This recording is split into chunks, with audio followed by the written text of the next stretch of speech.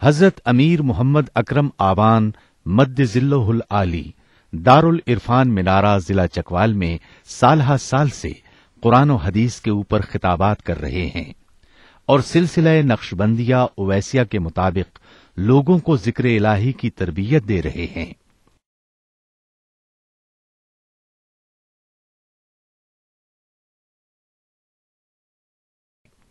وہ قرآن پاک کی تفسیر ترتیب وار بیان کر رہے ہیں۔ تفسیر قرآن کو وہ موجودہ ملکی اور بین الاقوامی حالات کے مطابق بیان کرتے ہیں۔ موٹر وے سے کلر کہار کے انٹرچینج سے نکلتے ہوئے کلر کہار کی جھیل سے ہوتے ہوئے میانی، بوچھال اور نورپور سے گزرتے ہوئے دارالعرفان منارہ پہنچ سکتے ہیں۔ حضرت امیر محمد اکرم آوان نے بچیوں اور بچوں کی دینی اور دنیاوی تعلیم کے لیے سقارہ اکیڈمی کے نام سے ایک درسگاہ بھی قائم کی ہے۔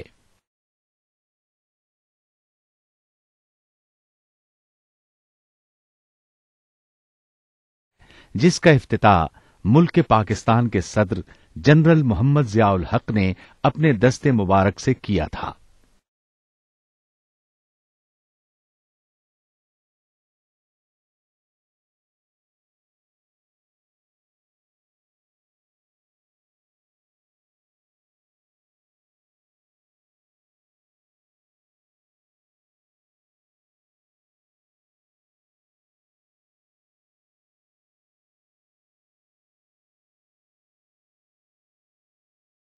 الحمد للہ رب العالمین والصلاة والسلام علی حبیبہ محمد وآلہ وصحبہ اجمعین۔ اعوذ باللہ من الشیطان الرجیم، بسم اللہ الرحمن الرحیم۔ والذین یتوفون منکم ویذرون ازواجا وصیۃ لازواجہم متاعا الی الحول غیر اخراج فإن خرجن فلا جناح علیکم فیما فعلن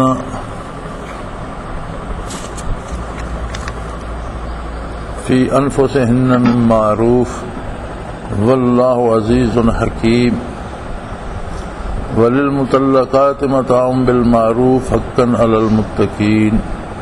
کذلک یبین اللہ لکم آیاتہ لعلکم تعقلون۔ اللہم سبحانک لا علم لنا الا ما علمتنا انک انت العلیم الحکیم۔ مولا یا صلی وسلم دائما ابدا علی حبیبک من زانت بہ السرور۔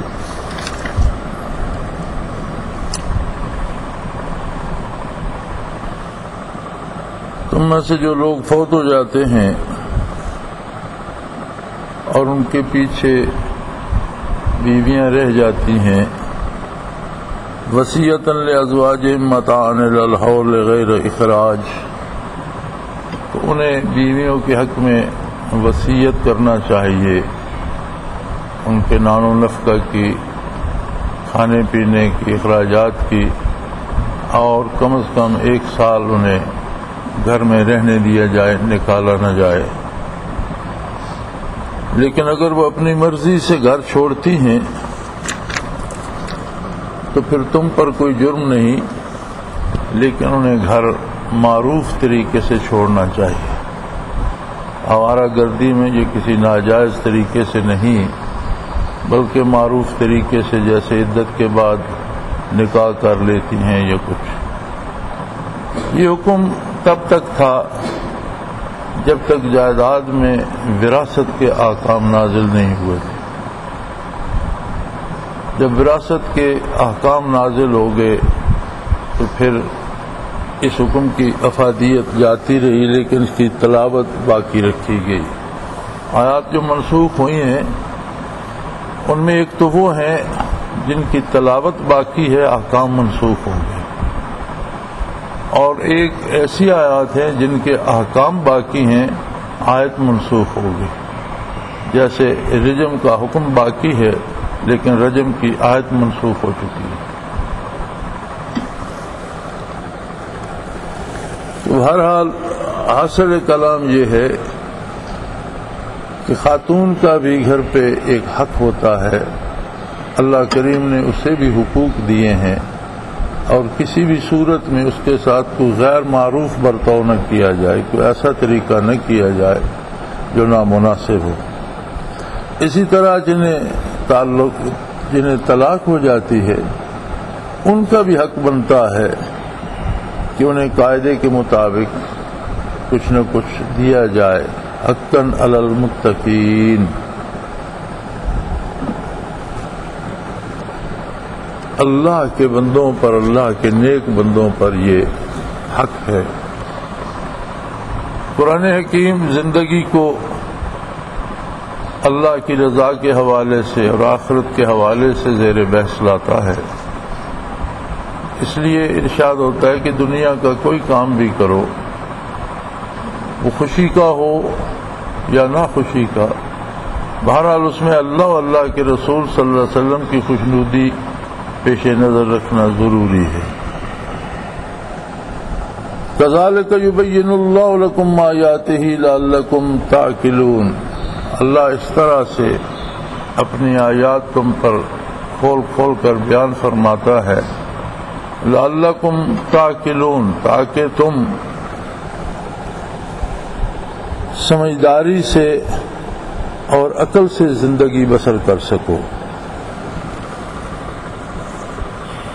قرآن حکیم کا حاصل یہ ہے کہ دنیا میں دانش مندی اور عقل مندی کیا ہے؟ قرآن حکیم کے مطابق سب سے بڑا دانشور، سب سے بڑا عقل مند وہ ہے جو عظمت الہی کو جانتا ہے اور اپنی زندگی کو اللہ و اللہ کے رسول کے احکام کے مطابق ڈھال لیتا ہے۔ اللہ سے بغاوت، احکام الہی سے بغاوت، اللہ کے نبی صلی اللہ علیہ وآلہ وسلم کے احکام کی پیروی نہ کرنا، یہ سب سے بڑی بے وقوفی اور سب سے بڑی جہالت ہے۔ اب تو حالات یہ ایسے ہو گئے ہیں کہ شعراء میں جو کوئی گستاخانہ شعر کہتا ہے وہ بڑا شاعر کہلاتا ہے، ادیبوں میں جو مذہب پہ تنقید کرتا ہے وہ بڑا ادیب کہلاتا ہے، اور دانشوروں میں جو نئی نئی پخیں انسانیت کو گمراہ کرنے کی نکالتا ہے وہ بڑا دانشور کہلاتا ہے۔ لیکن حق وہی ہے جو اللہ جل شانہ نے ارشاد فرمایا، جو اللہ کی کتاب میں موجود ہے کہ عقل مند و دانشور وہ ہے جو عظمت الہی کو اور اپنی کمزوری کو پا لیتا ہے اور اطاعت الہی اختیار کرتا ہے، رسول اللہ صلی اللہ علیہ وآلہ وسلم کی پیروی اختیار کرتا ہے، وہ عقل مند ہے۔ اور جو جتنا اللہ اور اس کے حبیب صلی اللہ علیہ وسلم سے دور ہے وہ اتنا ہی بے وقوف ہے۔ پھر قرآن حکیم اس کی مثالیں دیتا ہے پہلی امتوں سے کہ انبیاء بھی آئے، کتابیں بھی آئیں، افراد نے بھی اس دنیا میں زندگیاں بسر کیں، ان میں سلاطین و امراء بھی تھے، عوام بھی تھے، پڑھے لکھے بھی تھے، دانشور بھی تھے، ہر شعبہ زندگی کے لوگ تھے۔ تو فرمایا الم تر الی الذین خرجوا من دیارہم وهم الوف حذر الموت، یہ بنی اسرائیل کا ایک واقعہ ہے جس کی طرف اشارہ فرمایا جا رہا ہے کہ آپ نے نہیں دیکھا ان لوگوں کو جو ہزاروں کی تعداد میں تھے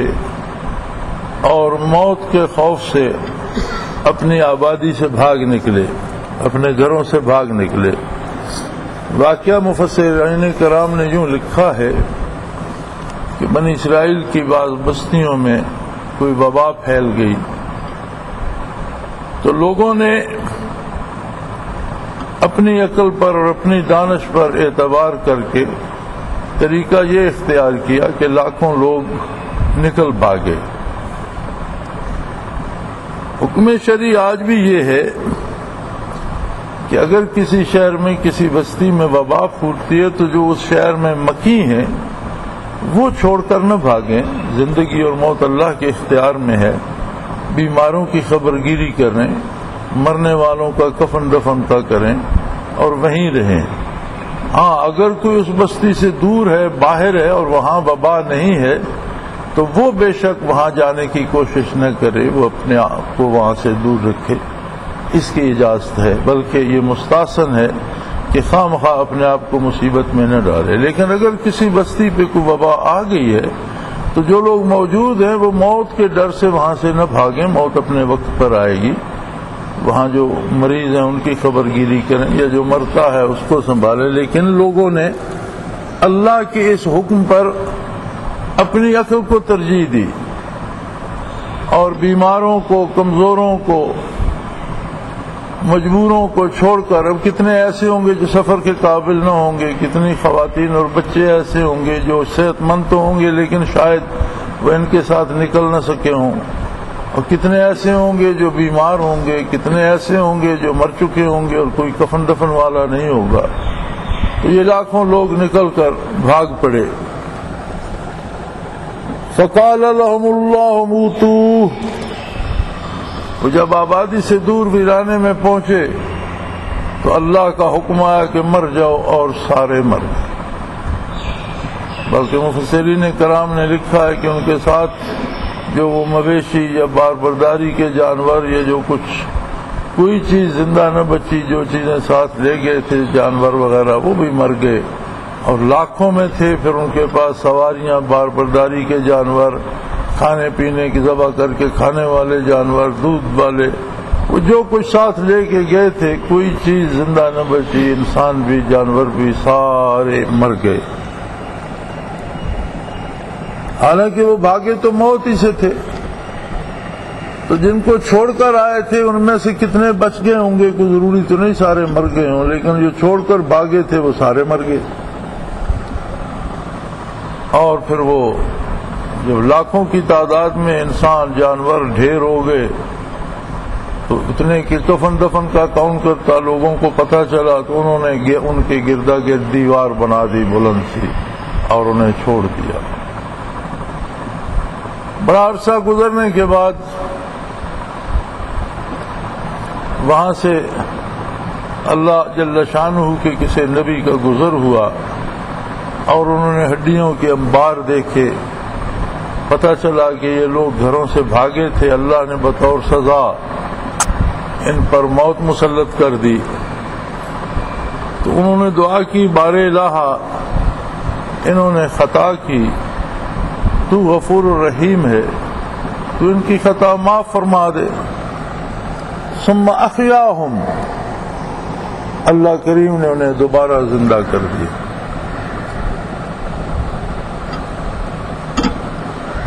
موت دو طرح کی ہوتی ہے، ایک قضائے مبرم ہوتی ہے، وہ موت جو آدمی اپنی عمر طبی جو اللہ کی طرف سے مقرر ہے پوری کر کے فوت ہوتا ہے، اس میں لمحے بھر کی تقدیم و تاخیر نہیں ہوتی، نہ وہ کوئی لمحہ پہلے آتی ہے نہ ایک لمحہ اس میں تاخیر ہو سکتی ہے۔ دوسری ہوتی ہے قضائے معلق، جسے انگریزی میں کہتے ہیں ہینگنگ ڈیسیژن، ایسے فیصلے جو معلق ہوتے ہیں، جو طے نہیں ہوتے، اللہ جب چاہے وہ مسلط کر دیتا ہے۔ عموماً جو قوموں کی قومیں تباہ ہوئیں یا غرق ہوئیں تو یہ قضاء معلق تھی جو ان کے گناہوں کے بدلے ان پر مسلط کر دی گئی، لیکن ان کی موت چونکہ اللہ کے علم میں تھا، انہیں اس نے دوبارہ زندہ کرنا تھا اور اپنی قدرت کاملہ کا اظہار منظور تھا، یوم النشور اور حشر کا ثبوت مہیا کرنا منظور تھا کہ لوگ آنکھوں سے دیکھ لیں کہ مرنے کے بعد بھی زندہ ہو سکتا ہے۔ تو یہ موت اس طرح کی تھی جس طرح حضرت عزیر علیہ السلام نے، حضرت عزیر علیہ السلام ایک بستی سے گزرے جو ویران ہو چکی تھی، تو انہوں نے حیرت سے کہا کہ اب اللہ ہی مالک ہے، اب اسے کیسے زندہ کرے گا یہ وہی جانتا ہے۔ تو خود آرام کرنے کے لیے لیٹے تو صدی بیت گئی، موت وارد ہو گئی، اور کہیں ایک لمبی مدت کے بعد، کم و بیش صدی یا اس سے کم و بیش عرصے کے بعد، اللہ کریم نے ان کی آنکھ کھولی، اٹھے تو ارشاد ہوا کم لبستہ، کتنی دیر آپ لیٹے رہے؟ یومن و بعد یوم، دن بھر یا کچھ دن کا کچھ ایسا فرمایا نہیں، تم پر تو صدیاں بیت گئیں، اور دیکھو جو تمہارے پاس کھانا پانی تھا، لم یتسنہ، اپنے کھانے کو دیکھو میں نے اسے باسی نہیں ہونے دیا، ویسے کا ویسا تازہ ہے جیسا آپ لائے تھے، لیکن آپ کی سواری کا گدھا جو تھا وہ خاک میں مل گیا، اب میں آپ کے سامنے اسے دوبارہ زندہ کرتا ہوں، اور دیکھو کس طرح سے ہڈیاں جڑتی ہیں، ان پر پٹھے چڑھتے ہیں، اور ان پر گوشت کس طرح سے آ کر بنتا ہے۔ تو وہ ذرات ہوا میں اڑ کر آ رہے تھے، اور ان کے سامنے دیکھتے دیکھتے گدھے کا وجود مکمل ہو کر وہ زندہ ہو کر کھڑا ہو گیا۔ تو کہنے لگے اللہ میرا ایمان و یقین تو تھا کہ تو ہر چیز پہ قادر ہے، مجھے تو صرف یہ حیرت تھی کہ یہ ہوگا کس طریقے سے۔ فرمایا میں نے تجھے دکھا دیا کہ یہ اس طرح ہوگا۔ حضرت عزیر علیہ السلام کی وہ موت جو تھی اس میں وہ برزخ میں نہیں گئے نہ دنیا میں رہے، ایک طرح کی ایسی گہری نیند تھی جس نے دنیا و مافیا سے بے خبر کر دیا۔ وہ چونکہ نبی تھے، انبیاء علیہ الصلوۃ والسلام کے وجود سلامت رہتے ہیں، گلتے سڑتے نہیں ہیں، لیکن یہ تو سارے غیر نبی تھے، ان کے وجود گل سڑ گئے، ہڈیوں کے ڈھانچے نکل گئے، لیکن برزخ میں داخل نہیں ہوئے، برزخ منکشف نہیں ہوا، زندگی اور موت کے درمیان رہے، اور جب اللہ کے نبی نے دعا کی دوبارہ زندہ ہو گئے اور اپنی عمریں تبھی پوری کر کے فوت ہوئے۔ ایسے بھی مردہ زندہ کیے گئے جو عمریں تبھی پوری کر کے فوت ہوئے تھے۔ عیسیٰ علیہ السلام کے معجزات میں قرآن کریم بتاتا ہے، لیکن وہ بطور معجزہ زندہ تو ہوئے پھر فوت ہو گئے، اللہ کی قدرت دکھانے کے لیے زندہ ہوئے اور فوت ہو گئے، کیونکہ ان کے پاس عمر باقی نہیں تھی، وہ باقی دنیا میں نہیں رہے۔ لیکن یہ لوگ ان کے بارے مفسرین کرام لکھتے ہیں کہ یہ پھر زندہ رہے، اور اللہ کریم ارشاد فرماتے ہیں ان اللہ لذو فضل علی الناس، بے شک اللہ تو لوگوں پر بہت ہی زیادہ کرم کرنے والا ہے، ولیکن اکثر الناس لا یشکرون، لیکن لوگوں کی اکثریت ایسی ہے جو اللہ کا شکر ادا نہیں کرتی۔ ایک بڑی مزے کی بات ہے جو بہت عام ہے ہم میں، کہ ہم جو کچھ بھی کرتے ہیں کہتے ہیں اللہ بڑا کریم ہے، اللہ فضل فرمائے گا، اللہ کرم فرمائے گا۔ اس آیہ کریمہ نے یہ واضح کر دیا کہ اللہ بے شک بڑا فضل کرنے والا ہے، اللہ سب سے بڑا رحم کرنے والا ہے، اللہ سب سے بڑا کریم ہے، اور اس کی رحمت بے شمار وسیع ہے، اس کی وسعت ساری مخلوق سے بڑھ کر ہے، اللہ کی صفت ہے اور مخلوق تو مخلوق ہے، لیکن فرمایا میری رحمت، میرے فضل، میرے کرم کا تعلق شکر کے ساتھ ہے۔ ان اللہ لذو فضل علی الناس، اللہ تو لوگوں پر بہت ہی کرم فرمانے والا ہے، ولیکن اکثر الناس لا یشکرون، لیکن اکثر لوگ اللہ کا شکر ادا نہیں کرتے، اس لیے اس کے کرم سے محروم رہتے ہیں۔ یعنی اللہ کی نافرمانی اس کی رحمت کا سبب نہیں بنتی، بلکہ اللہ کی اطاعت اس کی رحمت کا سبب بنتی ہے۔ بے شک اللہ بڑا رحیم ہے، اس کی رحمت کی کوئی حد نہیں ہے، لیکن اس کی رحمت کو، اس کے فضل کو پانے کے لیے اس کی اطاعت اور فرمانبرداری ضروری ہے، اس پر ایمان اور اس کی عظمت کا اقرار ضروری ہے، ضروریات دین پر ایمان ضروری ہے، اور اللہ کو ویسا ماننا ضروری ہے جیسا رسول اللہ صلی اللہ علیہ وسلم ماننے کا حکم دیتے ہیں۔ اپنی طرف سے کوئی تصور گھڑ لینا درست نہیں ہے، بلکہ اللہ کو ویسا مانا جائے جیسا نبی کریم صلی اللہ علیہ وسلم منواتے ہیں، اللہ کے نبی کو اللہ کا برحق اور آخری نبی مانا جائے، کیونکہ اللہ کو ماننے کا ذریعہ نبی صلی اللہ علیہ وسلم کی نبوت کی صداقت ہے۔ اللہ کی ذات اور اس کی صفات سے ایک اکیلی ہستی نے خبر دی صلی اللہ علیہ وسلم، کوئی دوسرا آپ کے ساتھ وہی سننے میں شریک نہیں ہے، آپ کے ساتھ معرفت الہی میں شریک نہیں ہے، آپ یکا و تنہا اور یگانے روزگار ہیں، اللہ کا ایک بندہ صلی اللہ علیہ وسلم اللہ کے بارے خبر دیتا ہے۔ اب اگر اس ہستی پر ہی ایمان مضبوط نہ ہو تو اللہ کے ماننے کی کوئی دلیل باقی نہیں رہتی۔ لہذا ضروریات دین پر ایمان بنیاد ہے شکر کی، اور پھر اس ایمان کے بعد انسان کا عمل نتائج لانے کا ذمہ دار بنتا ہے۔ اللہ کریم نے خصوصیات رکھ دی ہیں اشیاء میں۔ اب اگر کوئی زہر کھاتا ہے اور لمبی عمر کی دعا مانگتا ہے تو دعا مانگنا ایک زبانی کام ہے، ایک زبانی قول ہے،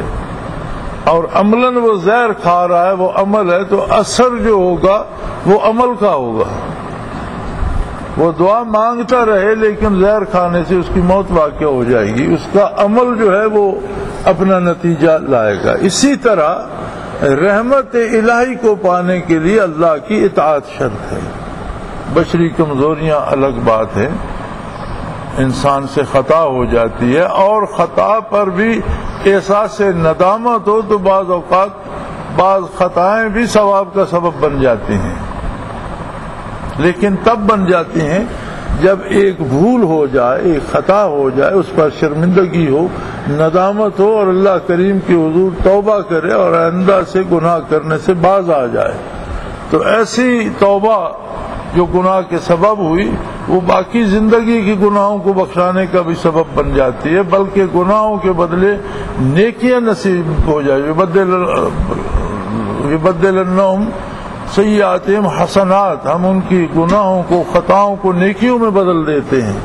لیکن یہ وہ لوگ ہوتے ہیں جنہیں اپنے قصور کا، اپنی غلطی کا، اپنے گناہ کا احساس ہو جاتا ہے، اللہ کی بارگاہ میں توبہ کرتے ہیں، آئندہ گناہ سے باز آ جاتے ہیں، اور دامان رحمت عالم صلی اللہ علیہ وسلم کو مضبوطی سے تھام لیتے ہیں۔ اللہ کی بارگاہ کے سارے دروازے بند ہو چکے ہیں، ایک دروازہ ہے جو ہمیشہ کھلا ہے، اور وہ ہے محمد الرسول اللہ صلی اللہ علیہ وسلم کی ذات والا صفات پر ایمان و یقین اور آپ کی غلامی۔ تو جس نے زندگی میں حضور کی غلامی کر لی، اللہ کریم فرماتے ہیں بڑا عقل مند ہے، بڑا دانشور ہے، اور یہ اللہ کے کرم کو پانے والا ہے۔ اور جس نے حضور اکرم صلی اللہ علیہ وسلم کی پیروی اور اتباع چھوڑا، اس نے گویا اللہ کی رحمت کو چھوڑ دیا، اللہ کے کرم کو چھوڑ دیا، اور خود کو محروم کر لیا۔ وَقَاتِلُوا فِي سَبِيلِ اللَّهِ وَاعْلَمُوا أَنَّ اللَّهَ سَمِيعٌ عَلِيمٌ۔ چھوٹی چھوٹی باتوں کا تو ذکر ہی کیا ہے، روزمرہ کے معمولات کی تو کوئی بڑی بات ہی نہیں کہ آپ نے کاروبار دیانتداری سے کر لیا، آپ نے حلال کھانا کھا لیا، آپ نے سچ بول لیا، لیکن ایک وقت آ جاتا ہے کہ جب قتال کرنا پڑتا ہے، جان دینی پڑتی ہے، کسی کی جان لینی پڑتی ہے۔ اب یہ کوئی آسان کام نہیں ہے، یہ انتہائی اقدام ہے جو اس دار دنیا میں انسان کرتا ہے۔ فرمایا وَقَاتِلُوا فِي سَبِيلِ اللَّهِ، اللہ کی راہ میں قتال سے بھی گریز نہ کرو۔ اس کا یہ مطلب نہیں ہے کہ بندہ مومن ہر وقت تلوار ہاتھ میں اٹھائے کسی کی گردن کاٹنے کے در پہ ہوتا ہے، بات یہ نہیں ہے۔ حکم یہ ہے کہ جہاں اللہ حکم دے اور جان ہارنی پڑے تو جان ہار دو۔ عقل مندی یہ ہے کہ اللہ کی اطاعت کو ہاتھ سے نہ جانے دو، جان جاتی ہے تو جائے۔ تو جب حکم الہی کے مقابلے میں ہماری جان کی بھی کوئی قیمت نہیں ہے، تو پھر ان چھوٹی چھوٹی باتوں میں ہم اطاعت الہی کیسے چھوڑ سکتے ہیں؟ اور یہ بات یاد رکھو، کبھی مت بھولو کہ اللہ کریم سنتا بھی ہے، دیکھتا بھی ہے۔ جو کچھ ہم کرتے ہیں فرشتوں کا لکھنا بجا، اعمال کے دفتر میں ان کا لکھا جانا درست، لیکن اس کا یہ مطلب نہیں کہ اللہ معاذ اللہ فرشتوں کا یا اس لکھے کا محتاج ہے۔ وہ خود سنتا ہے، وہ خود دیکھتا ہے۔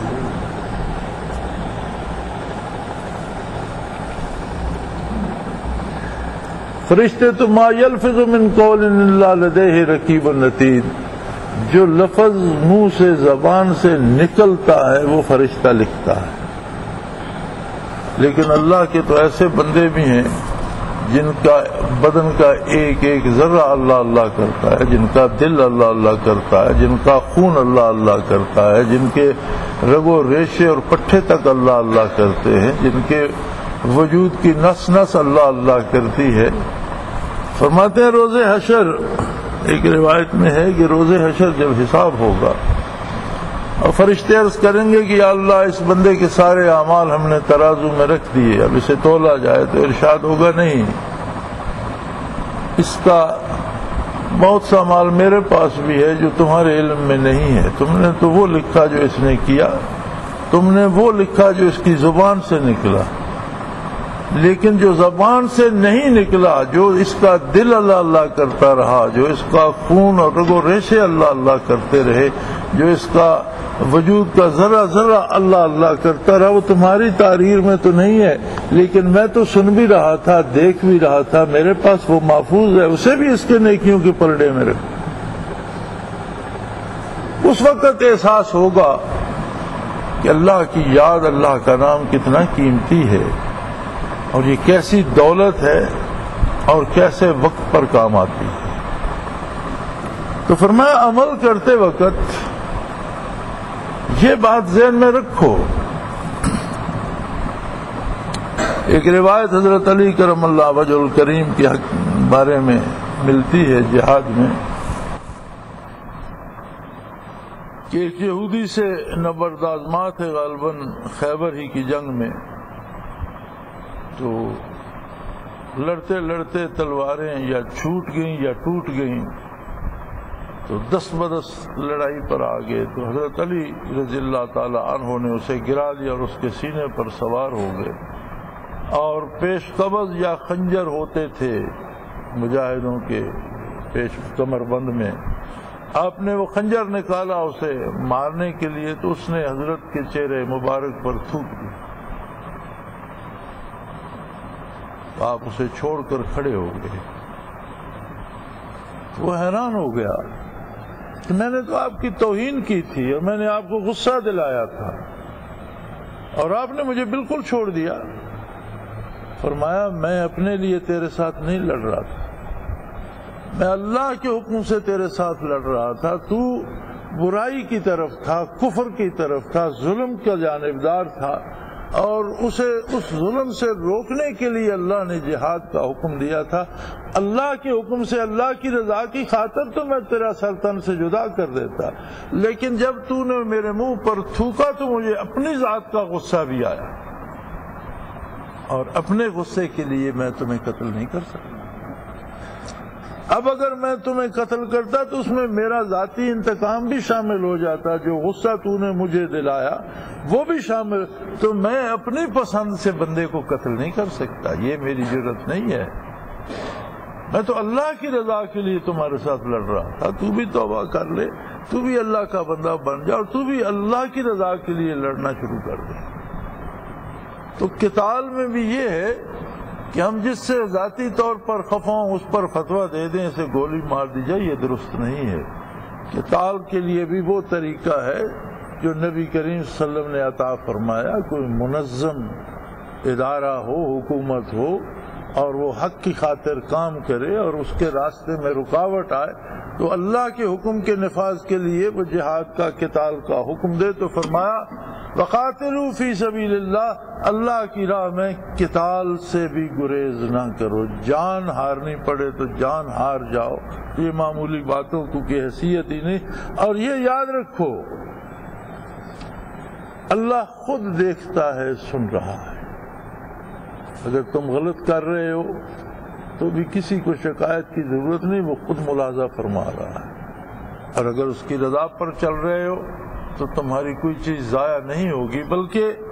مَنْ ذَا الَّذِي يُقْرِضُ اللَّهَ قَرْضًا حَسَنًا، یہ تو اللہ ایسا کریم ہے کہ وہ سمجھتا ہے کہ تم اسے قرض دے رہے ہو، حالانکہ ہر چیز اسی کی دی ہوئی ہے، اور اسی کی دی ہوئی قوت، اسی کی دی ہوئی بصارت، اسی کی دی ہوئی سماعت، اسی کی دی ہوئی زبان، اسی کا دیا ہوا علم، اسی کی دی ہوئی جان بھی اگر پیش کر دی جائے، جان دے دی ہوئی اسی کی تھی، حق تو یہ ہے کہ حق ادا نہ ہوا، اسی کی دی ہوئی چیز اگر ہم اس کی خدمت میں پیش کرتے تو اس میں ہم نے کون سا کمال کیا؟ اس کے باوجود وہ ایسا کریم ہے کہ وہ سمجھتا ہے یہ تمہارا قرض ہے مجھ پر، تمہارے سجدے، تمہارے ذکر اذکار، تمہاری نیکی، تمہارے اعمال، تمہارا حسن کردار اور اتباع محمد الرسول اللہ جو تم کر رہے ہو، فرمایا ایسا کون ہے جو اللہ کو قرض دے؟ یہ جو تم کرتے ہو اللہ کریم اسے اپنی طرف قرض گردانتے ہیں، اور خوبصورت قرض ہے، قرضاً حسنا فَيُضَاعِفُهُ لَهُ أَضْعَافًا كَثِيرًا، پھر وہ اسے اپنی شان کے مطابق کئی گنا بڑھا کر بدلا دیتا ہے۔ حضرت عبداللہ ابن مبارک ایک ولی اللہ تھے، امیر آدمی تھے، تو ایک دن ایک خاتون ان کے پاس حاضر ہوئی اور اس کے ہاتھ میں ایک پیالہ تھا، اور اس نے عرض کی کہ حضرت میرا بچہ بیمار ہے، طبیب نے شہد سے دوائی دینے کو کہا ہے اور مجھ میں خریدنے کی سکت نہیں ہے، آپ کے توشہ خانہ میں شہد ضرور ہوگا،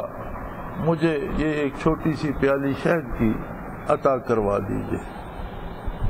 آپ نے اس منشی یا خزانچی کی طرف دیکھا اور فرمایا اندر سے شہد کا ایک مشکیزہ لے آؤ۔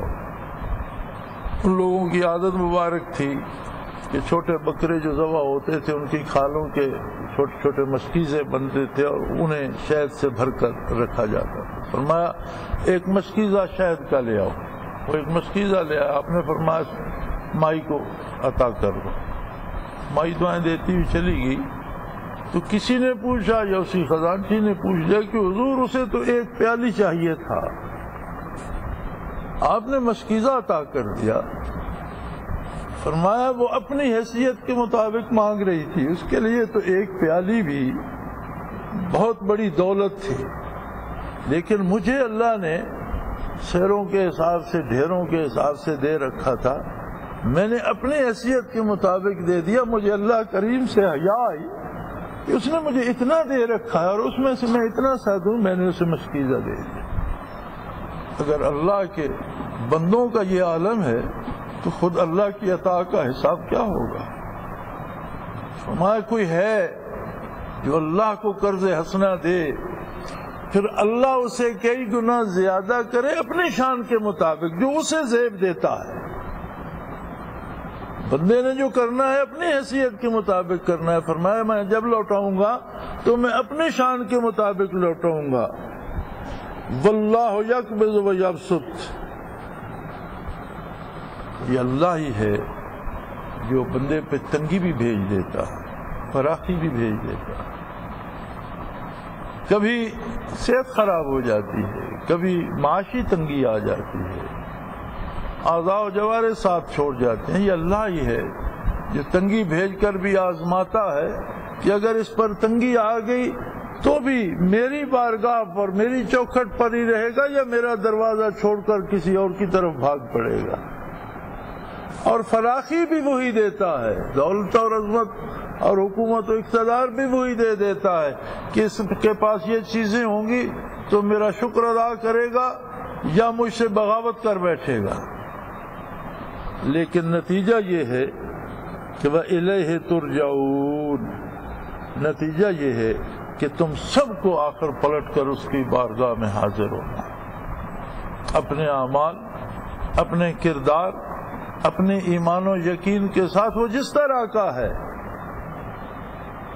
اور اس میں کوئی ایج پیج، کوئی غلطی، کسی کوتاہی کا کوئی امکان نہیں، ہر عمل کی نیت اور ارادہ اور خلوص، ہر چیز وہ دیکھ بھی رہا ہے، سن بھی رہا ہے، وہ جانتا ہے۔ جتنا تم اس کے حبیب صلی اللہ علیہ وسلم کی غلامی کرو گے، جتنی اس کی اطاعت کرو گے، تم اپنی حیثیت کے مطابق کرو گے، وہ انعامات سے اپنی شان کے مطابق نوازے گا۔ وآخر دعوانا ان الحمدللہ رب العالمین۔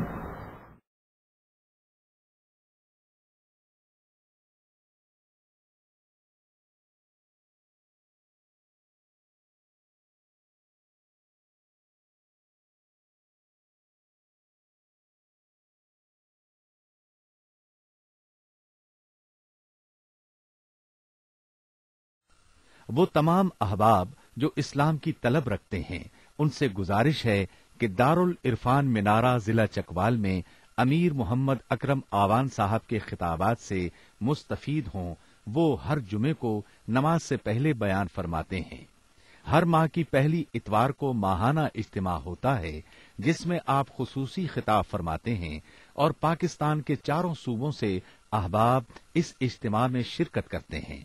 اس کے علاوہ یہاں سال میں 2 مرکزی اجتماعات بھی ہوتے ہیں، ایک رمضان المبارک میں اعتکاف کا اجتماع اور دوسرا جولائی اور اگست میں 40 دن کا اجتماع ہوتا ہے جس میں روحانی تربیت کی جاتی ہے۔ اپنا خون سیماب دے کر اتنا ہم کر جائیں گے، نام آقا کا چمن میں پھر رقم کر جائیں گے۔